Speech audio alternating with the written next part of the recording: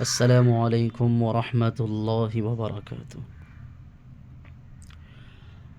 حضرت عبداللہ ابن مسعود رضی اللہ عنہ فرماتے ہیں کہ جو شخص رات کو سونے سے پہلے سورہ بقرہ کی آخری 2 آیت یعنی آمن الرسول بما انزل الیہ من ربہ سے لے کر سورہ کے ختم فانصرنا علی القوم الکافرین تک پڑھ لے گا، اللہ تبارک و تعالی اسے تمام شرور سے، تمام مکر سے اس کی حفاظت فرمائیں گے۔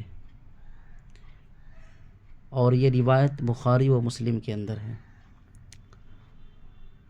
تو میں نے سوچا آپ کو شیئر کر دوں، آپ کو بتا دوں۔